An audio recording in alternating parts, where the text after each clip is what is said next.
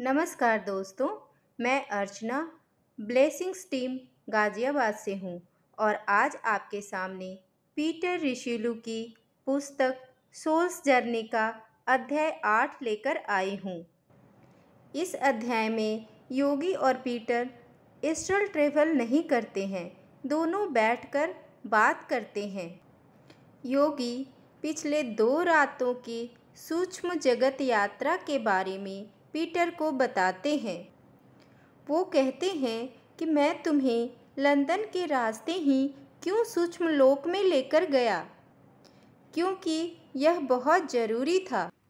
ज़रूरी इसलिए था कि सूक्ष्म शरीर के साथ तुम दुनिया के किसी भी शहर में जाओ, वह शहर तुम्हें बिल्कुल वैसा ही लगेगा जैसा कि वह शहर तुमसे बिल्कुल अच्छी तरह से परिचित हो।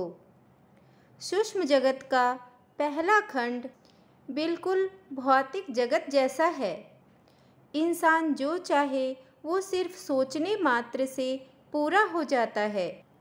यहाँ पर भीड़ ज़्यादा होती है और यहाँ ज़्यादा भौतिकवादी लोग रहते हैं। यहाँ पर शोर भी ज़्यादा होता है क्योंकि भौतिक जगत के ज़्यादातर लोग यहीं रहते हैं। 7 डायमेंशन में सबसे अधिक भीड़ वाली जगह यही है। अब द्वितीय खंड के बारे में बताते हैं। यह भी पहले खंड के जैसा ही है, परंतु यह उससे कम घना है। यहाँ पर शोरगुल कम है क्योंकि यहाँ पर कम लोग हैं। यहाँ पर लोग अपने भौतिक शौक को पूरा करते हैं। 200 से 300 साल तक लोग यहाँ रहते हैं। उन्हें यहाँ इतना अच्छा लगता है कि यहाँ से वे कहीं जाना नहीं चाहते। जब उनकी आत्मा यहाँ थक जाती है तब वो सूक्ष्म शरीर को छोड़कर आगे की यात्रा के लिए विवश हो जाते हैं। अब तीसरे खंड के बारे में बताते हैं कि यहाँ पर संगीतज्ञ और कलाकार लोग रहते हैं।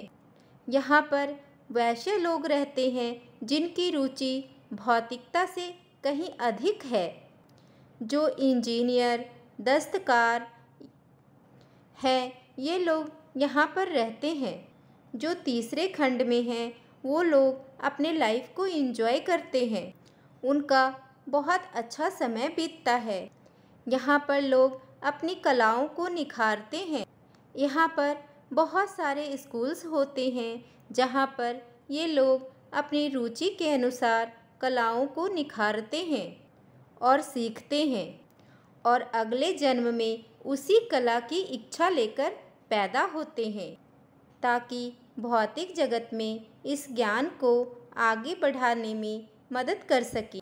यहाँ पर योगी गुरु और शिष्य के बारे में बताते हैं। गुरु के बारे में बताते हैं कि जिन्हें हम गुरु बोलते हैं वो भी आपके और मेरे जैसे साधारण इंसान थे। ये भौतिक जगत के सारे पाठ सीख चुके हैं, इनके सारे लेसन पूरे हो चुके हैं, कर्मा पूरा हो चुका है। इनके अंदर मानवता के प्रति प्रेम है जिसकी वजह से ये यहाँ रहते हैं ताकि इस ग्रह के विकास में अपना योगदान दे सकें। योगी पीटर को बताते हैं कि गुरु और शिष्य की बातों को हमें जानना है, समझना है। कई गुरु ऐसे हैं जो युग के अनुसार अपना शिष्य बना लेते हैं। गुरु ऐसे शिष्यों को आगे बढ़ाते हैं जिनके अंदर वास्तविकता पाने की इच्छा रहती है, जो लोक कल्याण के लिए तत्पर रहते हैं, दिन रात मेहनत करते हैं, अपने निजी स्वार्थ में नहीं रहते, यानी वो भौतिकवादी से ऊपर उठ चुके होते हैं। कभी कभी शिष्य का जन्म लंबा होता है क्योंकि उन्हें कोई विशेष कार्य करना होता है। योगी पीटर से कहते हैं कि कई लोग तुम्हारे जितने विकसित नहीं होते, उनके पिछले जन्मों में उतना विकास नहीं हुआ होता जितना होना चाहिए था। तुम्हारा यह सौभाग्य है कि तुम्हें यह सब सिखाया जा रहा है, क्योंकि तुमने अपने पिछले जन्म में विकास का वो अवसर बना लिया है। अब तुम इस ज्ञान को लोगों के बीच में बताओ। हम दोनों के बीच हुए इस वार्तालाप को एक किताब के रूप में मानवता तक पहुंचाने का तुम्हारा यह विचार बहुत अच्छा है। यह किताब उन लोगों को लाभ पहुंचाएगी जो लोग अभी धरती पर जीवित हैं। जो लोग भी इस ज्ञान को जानना चाहे वे इस किताब के माध्यम से जान सकते हैं। अब चौथे खंड के बारे में बताते हैं कि यहाँ पर संगीतज्ञ और कलाकार रहते हैं।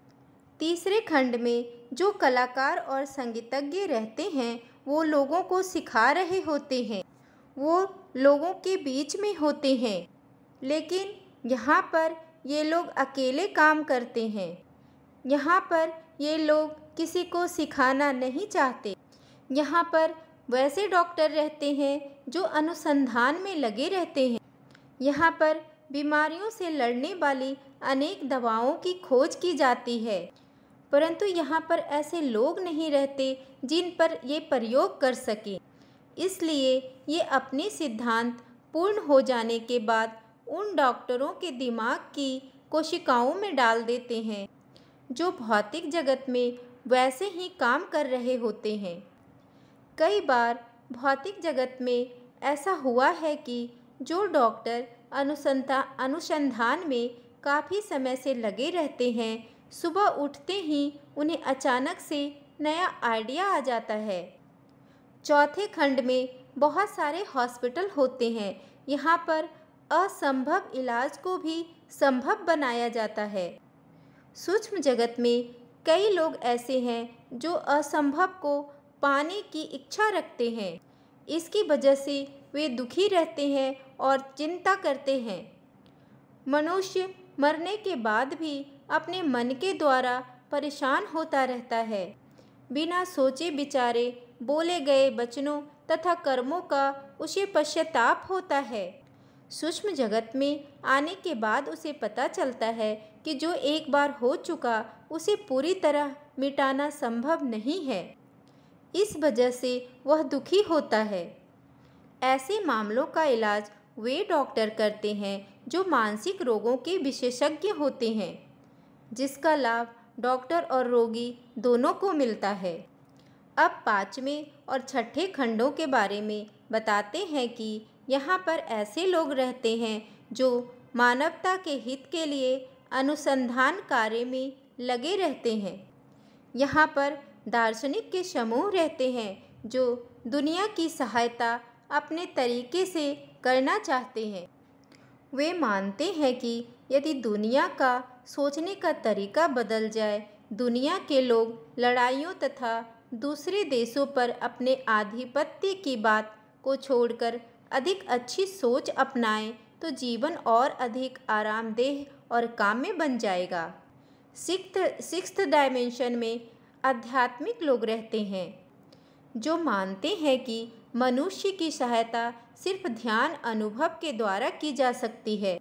यहाँ पर दुनिया की आर्थिक समस्याओं पर भी चर्चा होती रहती है और इन समस्याओं पर महीनों और सालों तक काम किया जाता है।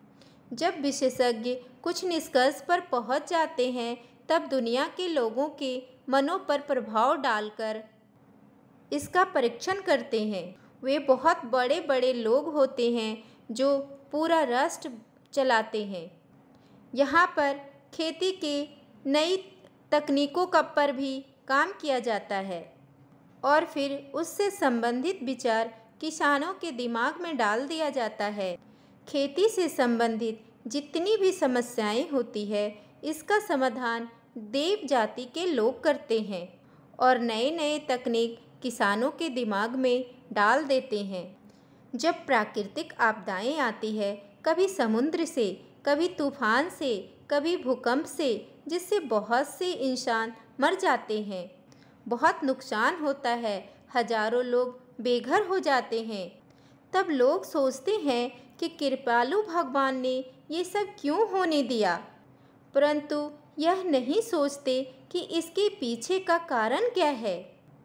उस स्थान पर जहाँ ऐसा विनाश आता है, वहाँ पर लोग ऐसे वातावरण में रह रहे होते हैं जहाँ पर प्रगति नहीं बल्कि अपराध बढ़ रहा होता है, वैसा अपराध जो कि नहीं होना चाहिए था।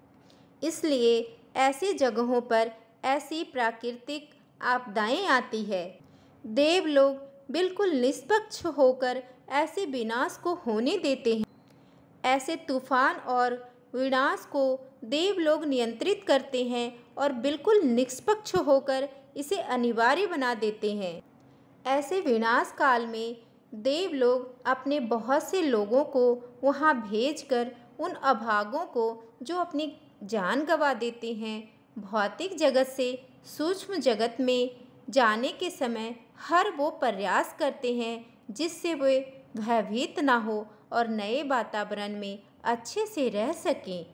जब विश्व युद्ध होते हैं तब भी असंख्य लोग अपना प्राण गंवा देते हैं। तब देव जाति के लोग उनकी मदद के लिए आते हैं। जो लोग अपना भौतिक शरीर को छोड़ने से भयभीत होते हैं, उन्हें देव लोग मदद करके भौतिक जगत से सूक्ष्म जगत जाने में मदद करते हैं। अब 7वें खंड के बारे में बताते हैं कि यहाँ किसी प्रकार की कोई इमारत नहीं होती। यहाँ जो लोग रहते हैं वो किसी के भी संपर्क में नहीं आते हैं, किसी से भी बातचीत नहीं करते। भौतिक जगत में जो लोग जैसे महात्मा, साधु, सन्यासी लोग पहाड़ों पर और एकांत में जीवन बिताते हैं, ये लोग मौन रहते हैं। इन्हें भौतिक जीवन से कोई मतलब नहीं होता। ऐसे लोग अपना शरीर छोड़ने के बाद 7वें खंड में ठीक वैसे ही ध्यान साधना में लीन रहते हैं जैसे वे धरती पर रहा करते थे। यहाँ पर अत्यधिक विकसित जाति के देवलोक भी रहते हैं। 7 डायमेंशन के ऊपर भी खंड हैं। देव जाति के लोग वहाँ जाते हैं। सूक्ष्म लोक से मानस लोक और उससे ऊपर कारण लोक में जाते हैं।